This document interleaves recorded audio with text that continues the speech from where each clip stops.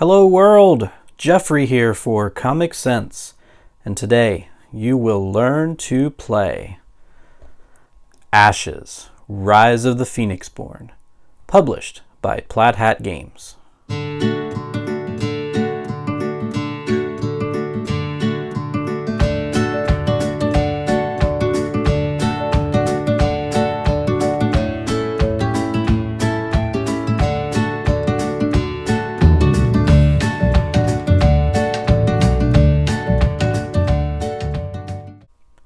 A 2 to 4 player card game.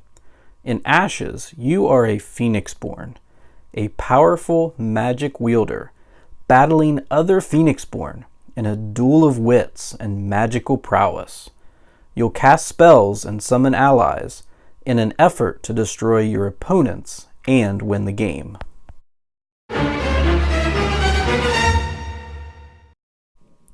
To set up your first game of Ashes, select one of the Phoenixborn, its corresponding 30-card deck, and its corresponding conjuration deck. You are able to build custom decks to play with, but for your first game, it is recommended to play the pre-constructed decks listed in the rulebook. This is a Phoenixborn. The number listed in the circle here represents its life value. When a Phoenixborn takes enough total damage to equal its life value, it has been defeated. The battlefield and spellboard numbers represent the maximum amount of unit cards and spells that can be put out in play at a time. I'll talk about these types of cards and where they are placed later on. This area is the Phoenixborn's ability, including the cost you must pay to activate it.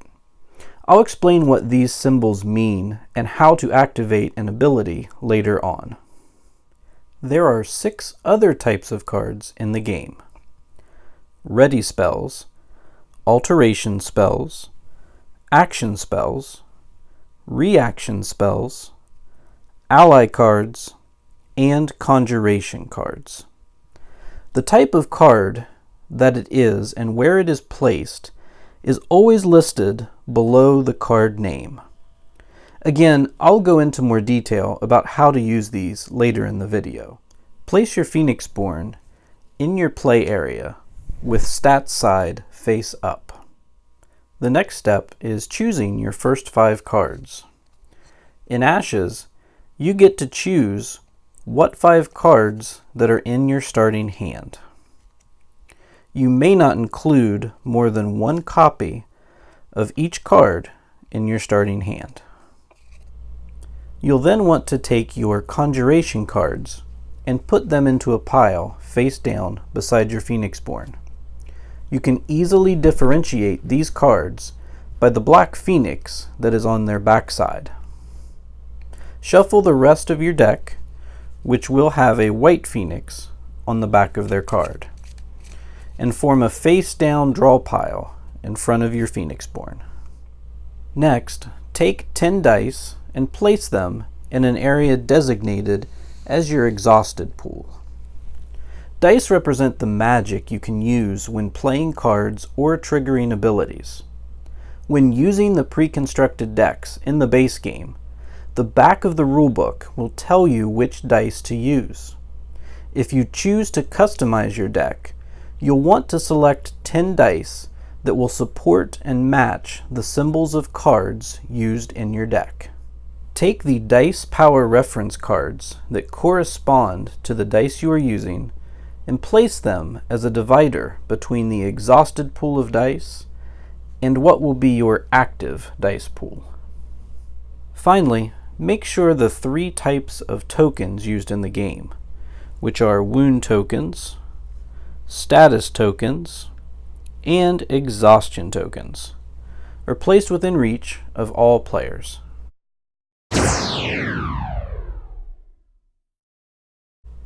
Ashes is played over a series of rounds.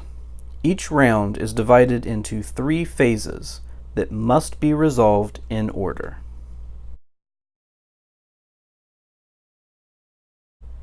Roll all of the dice in your exhausted pool, and after rolling, place them in your active pool.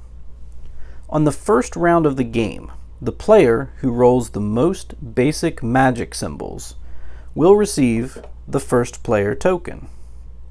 If there is a tie, players re-roll until the tie is broken. Looking at this Dice Power reference card to help explain. This symbol, if rolled, represents basic magic. The second symbol is called the class symbol, and the third is called the power symbol. When using dice, if a die is showing the power symbol, it can be used to pay the cost of anything needing its symbol or any of the symbols below it. I'm kind of fond of the wolf head being a power symbol. A class symbol can be used to pay the cost of anything needing its symbol or a basic symbol, but cannot be used in place of a power symbol.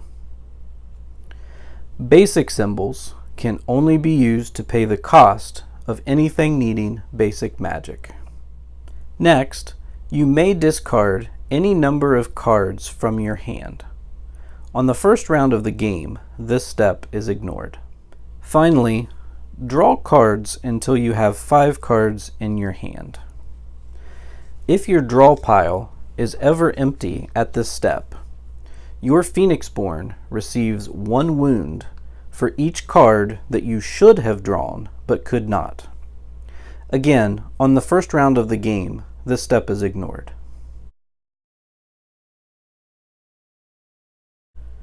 During the player turns phase, you and your opponent will alternate, taking turns starting with the first player. On your turn, you must take 1 main action and have the option to take 1 side action. These 2 actions may be taken in any order, but remember that you must take a main action. Let's take a look at the main actions available to you.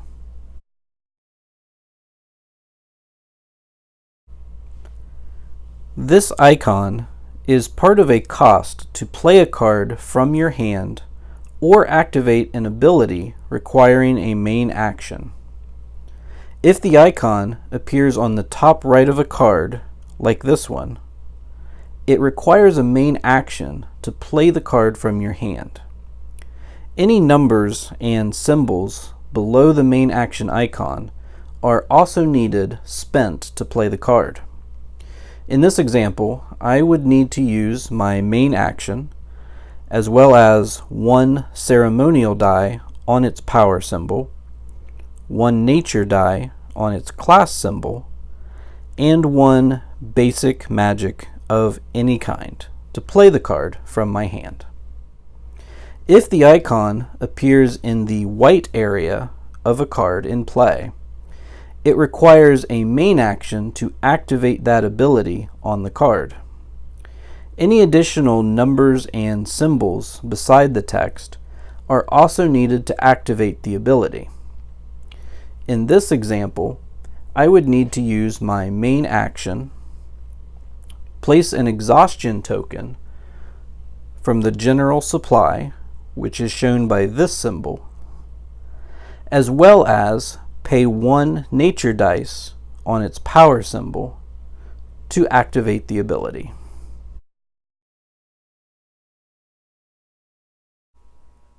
Placing wounds on your opponent's Phoenixborn is how you win the game, so this step might be fairly important. If you have units out on the battlefield, you can choose to attack an opponent's Phoenixborn with 1 or more of those units. Resolve this action in the following order. First, declare which unit or units are attacking by pushing them forward on the battlefield.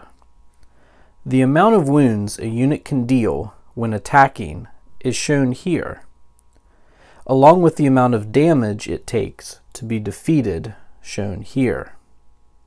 If a unit has an exhaustion token on it, it is not able to attack.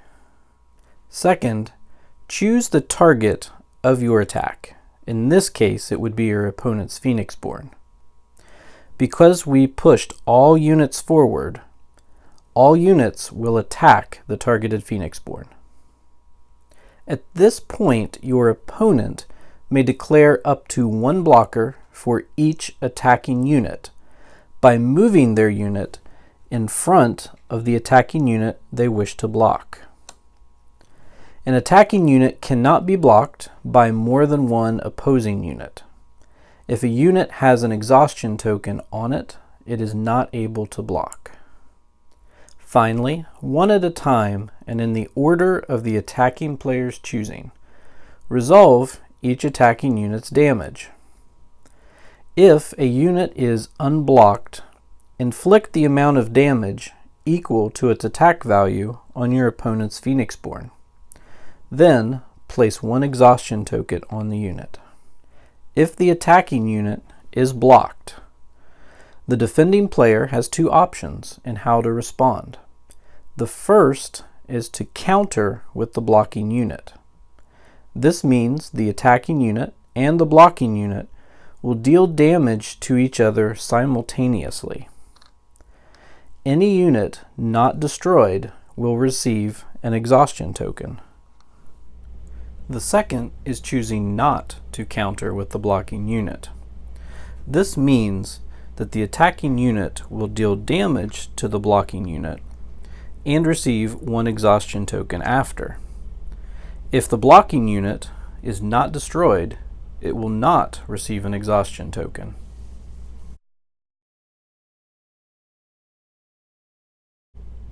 The action order used to attack a unit is the same as attacking a Phoenixborn, with only a couple of differences. The opposing player who has a unit being attacked by one or more attacking units may declare a guard. A guard can be one unexhausted unit with the unit guard ability, like this Gilder, or a Phoenixborn. A Phoenixborn does not have an attack value, but can be declared as a guard even if it has an exhaustion token. Also, if an exhausted unit is the target of an attack, its owner cannot choose to counter.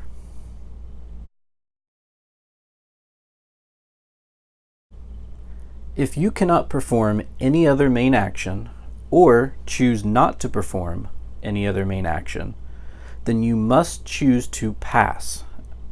If all players pass on consecutive turns, the player turns phase ends, and players move on to the recovery phase, which I'll talk about in a moment. But first, let's go over the side actions available to you in the current player's turns phase.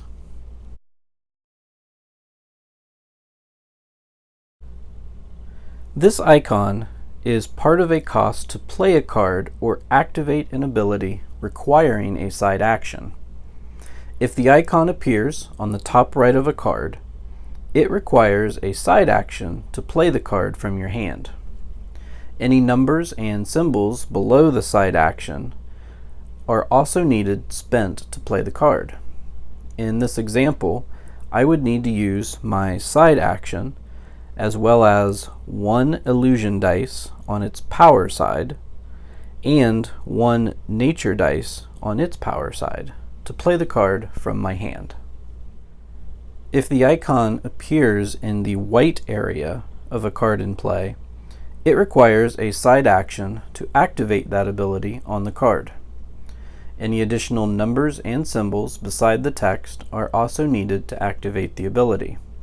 In this example, I would need to use my side action, place an exhaustion token from the general supply on the card, and I would be able to activate this ability.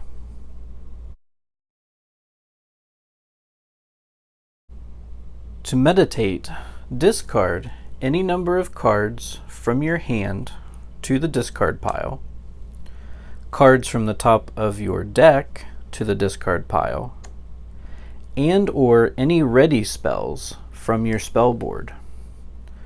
For each card discarded in one of these ways, You may change a die in your active pool to a side of your choice.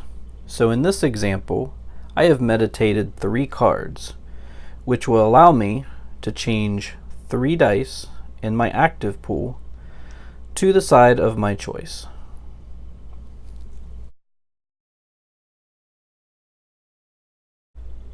You may exhaust a die in your active pool that is on its power side to carry out its power effect. The effect for the 4 types of magic in the base game, which are ceremonial, charm, illusion, and natural, are detailed on their dice power reference card here. Now that we've covered all of the main actions and side actions available to you in the player turns phase, I want to show you a couple of additional items that might come up during this phase. When playing an alteration spell from your hand, place it underneath the unit that you are attaching it to, like this. When playing a ready spell to your spellboard, if there are already 1 or more copies of that spell out, then place the new copy on top like this, and the spell becomes focused. Let me spell out what this means. When focused, not only do you get the ability of the cost that you paid, but you may also trigger the ability under Focus 1. If all 3 copies are out on your spellboard, you can trigger the ability, Focus 1, and Focus 2 abilities when paying costs. The new copy does not count towards your Phoenixborn's spellboard number. Exhaustion tokens are only placed on 1 card at a time. So if there are 3 copies out, you would be able to use the spell 3 times as long as you can pay the cost. Reaction spells are the only card that can be played during your opponent's turn. As long as you can pay the cost and the condition has been met on the card ability, this may be played immediately on your opponent's turn. If you come across this symbol, it means the cost involves discarding a card from your hand. Abilities in a white box are active unless the spell, unit, or Phoenixborn are exhausted. Then they are not in effect. Abilities in this collar box are considered inexhaustible, so even with an exhaustion token on this unit, this ability is still in effect. If you see the Respark ability, this means that before the card would go to the discard pile, you may pay the cost listed to return the card to your hand. Now let's move to the final phase, which begins after all players have consecutively chosen to pass as their main action.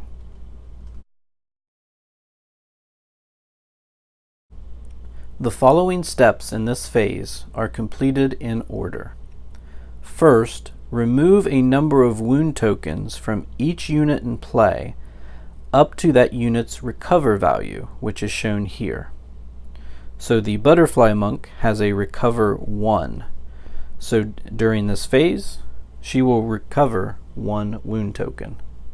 Second, remove 1 exhaustion token from each card in play that has 1 or more exhaustion token on it.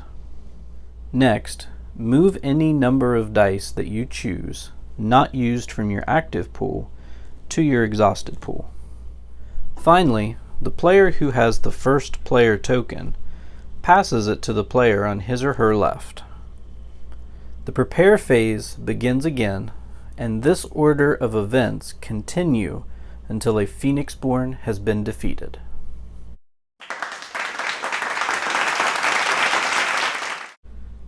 That is everything you need to know to play an introductory game of Ashes: Rise of the Phoenixborn.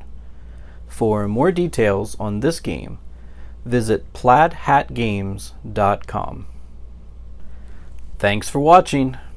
If you enjoyed this video, please click the like button below. I hope you'll join me next time at the table and learn to play.